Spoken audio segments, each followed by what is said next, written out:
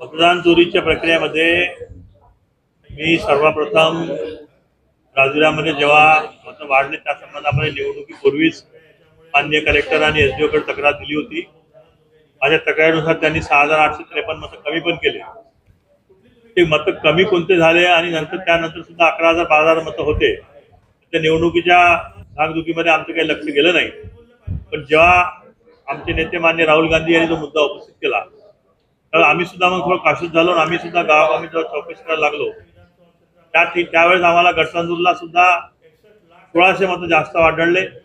राजुऱ्याला सुद्धा आम्हाला आणखी 1200-1500 मतं जास्त आढळले। तर याची आम्ही डिटेल छानबीन करून राहिलेलो आहोत। परंतु जे मतं 6853 ते मतं बोगस असून जेव्हा डिलीट केले पण ज्या माणसाने हे मतं एनरोल केले त्याच्यावर अजूनही निवडणूक आयोगाने कुठली कारवाई नाही केली। फक्त एफआयआर नोंदवला पण कोण आहे काय ते शोध न घेता कारवाई नाही केली। त्याच्यासाठी आम्ही जिल्हाधिकाऱ्याला आणि निवडणूक आयोगाला वारंवार पत्रव्यवहार करत आहोत। अजूनपर्यंत कुठली कारवाई झाली नाही। 61 लाखाची जी कॅश सापडली त्या संबंधामध्ये आमच्या गडचंदूरमध्ये आमचे जे कार्यकर्ते होते त्यांनी ती कॅश रंगेहात पकडली, पोलिसला कळवलं। पोलीस कुठली कारवाई करायला तयार नसल्यामुळे आम्ही मेलवर निवडणूक आयोगाचे जे प्रतिनिधी होते त्यांना पण कळवलं। निवडणूक आयोगाचे प्रतिनिधी आले, त्यांनी पैसे गोळा केले, जमा केले, त्याच्यामध्ये एफआयआर नोंदवला।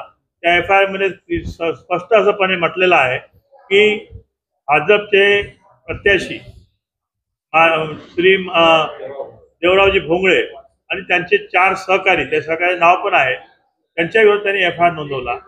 आणि आता नंतर मग निवडणूक सुरू असल्यामुळे आम्ही निवडणुकीची गडबडीत होतो।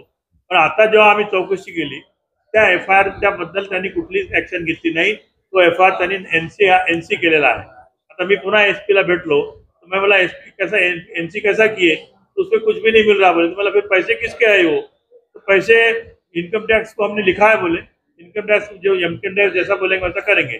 आम्ही त्याच्यामध्ये पुन्हा कोर्टामध्ये जाऊन आम्ही कारवाई करण्याचा विचार करतो।